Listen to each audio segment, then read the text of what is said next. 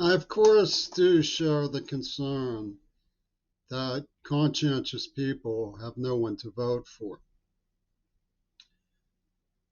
Um, if there's background noise in this video, I think it was my hearing aid. I removed it. What I recommend you do is turn off the sound and turn on the closed captions. They should be auto captioned in an hour or so. You can follow along just by reading. And of course, I share the concern that I'm considered the joke of the enlightened. I'm not sure that anything can be done about what's happening, but it's always possible that some Upton Sinclair, if you don't know who he is, he got hold of the meatpacking industry and the fact-checking industry. He got instituted fact-checking. Some Upton Sinclair can come along and evaluate the situation well enough to intercept the railroad being used to dragoon us by RFK, Jill Stein, Bernie Sanders, Pelosi, Haley, Trumpy Tune, and Biden. I'd like to tell you, at 63 years old, what I remember about how they operated before, because a fairly good comparison between the Vietnam War strategy and the Gaza strategy is lacking. I've heard some people who are researchers say, without going into it, that both situations trace to Richard Nixon and Henry Kissinger. I don't know about that. I've always seen the situation as existing in Axis Hollywood. The Green Berets came out at the time. The Green Berets, I believe, were created like the Peace Corps by JFK, but John Wayne got hold of them in the weirdest movie ever made. A counterintelligence system built with the help of weasels from Star Trek. George Takei is still around playing his game through the AIDS attack with Nancy Reagan and Freddie Mercury. And, of course, Hitler Reagan. But also Melvin Belly from Star Trek represented Jack Ruby in Dealey Plaza. And John Wayne has a picture of himself with Lee Harvey Oswald in a naval mess hall. This weird movie begins with the Green Beret singing in German. You may know that Alan Dulles wrote The Craft of Intelligence about double agents, and Eisenhower, I believe, came to suspect he was one.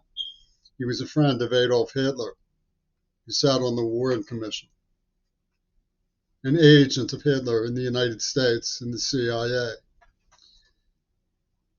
Wow.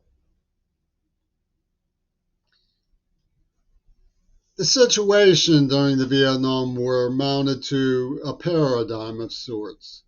It was the idea that people who were young and foolish would laugh and say, do you really think smoking a little marijuana and refusing to enlist in this god-awful war is worse than dropping napalm on innocent villagers?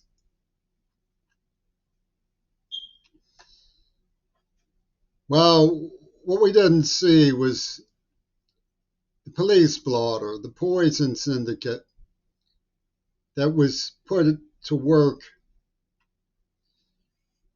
by the rock industry. Working with Attica State Prison psychiatrists in Pittsburgh, they created a nerve agent. If you break the marijuana law, you get nerve deafened for life. And they fancied this a police blotter. If you look into it deeply enough, you find my article, Pit News in the 80s, Mysticism and the Bomb. Do these officers in Strongville are very heavy on loyalism to the police craft state. Really think that helping Yoko Ono fulfill a nuclear demolition revenge attack is in their social interest? Well, mysticism goes back to the Old Testament with some of these Reagan yokels. But it also goes back to Hitler. It comes down to the idea that, oh, these idealists mistake their weakness is virtue, which was a Hitler idea. Hitler said strength is virtue and weakness is weakness. It dies, it gets killed. It's anti virtue. And you know, Hollywood is really sly in promoting that idea. There was a film called El Norte, which was about the difficult problems of Central America that Reagan was causing. And a boy had a chance to get on a flight with a Celine Dion type to fables and riches because of his talents. And he decides to stay with his bereaved sister, and they show him on a chain gang. What they don't show is that sometimes people who don't abandon others end up enriched. And that what we should be doing is making it easier for people to live valuable lives, even if they're not rich and famous. But El Norte didn't want to play that storyline. It was too escapist into the idea that a sensible person would get away from trouble rather than try to be helpful, or that people who were rich and famous are somehow magically detached. And you look at the question of what did they kill? How did they do this? How did Israel take over our police state to help, you know, the rich and powerful have good medical care while poisoning the rest of us, selling us genocide, Gaza? The question, what did they kill, was like Bungalow Bill, right? When Robert Kennedy and Martin Luther King were killed in the 60s, we didn't have leadership that said, what did they kill? When they blew their minds out in a car, the assassins said, they killed our grasp on things. They killed an alternative interpretation of El Norte, a movie with the same theme but a slightly more humane ending on both sides of the equation. Rich and famous people who weren't escapists of responsibility. I think one of the reasons why the problems with North Korea, I mean, we can, and Russia, we can see their point of view. There's things that are reasonable to engage about them. It's the reason they're so cagey, though. It's that they saw how America was deceived and manipulated into self-destruction by people like Lenin. Was, after all, a Russian skater who gave me the tip-off about Lenin's Houdini. Fourth dimensionalism. So when you look at the situation in Gaza, you're not looking at a situation where lemmings were thrown into the good night stages of self-destruction with nothing but music, guitars, and a myth of a dead hippie for their martyrdom advisor and a Swami machine that Obama and Jeffen manipulated for entertainment. Hollywood coming to the rescue of Reagan and his right-hand man, Lenin.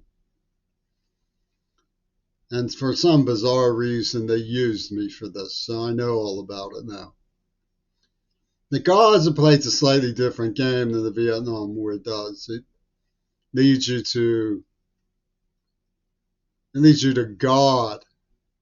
I think the person who had the highest aptitude for what was being done and might not have really understood all the details So just because these Arabs in Gaza believe in God and have faith doesn't make it right to kill them. Innocent people are being huckstered by hoodwinkers. And I think what we need to do is convince people like the Strongsville police force that they're being sold right wing Christian mysticism by hucksters. That's not in their interest to engage this idea of Yoko Ono's that somehow karma is at work in an escalation towards revenge for Hiroshima. As though the Native American dancers of the Cheyenne were behind the Nazi rape of Nanking, where Japanese people stood bayoneting piles of Chinese people, calling it the time of their lives, the way these Israelis are operating in Gaza. Get off the San Quentin jazz of being overly intoxicated by the idea of a Roman establishment based on a police state, poisoning people as a form of law enforcement, when it's just as crooked as can be. I think there might be hope for the system of justice to take a verdict in favor of South Africa as a point of departure for the idealism of the human race to reform our civil and criminal codes so that people are accountable in an international system of justice that remains to be negotiated between Eurasia, Muslim Sharia law, Chinese law, and of course, the American Constitution. We need to negotiate these issues openly as friends, building understanding rather than just concentrating on securing an empire. The empire builders are dealing with climate change in a less than constructive way. And they knew it was coming. So it figured in their plans. I'm just trying to show you how some of these things came about and figure in their plans.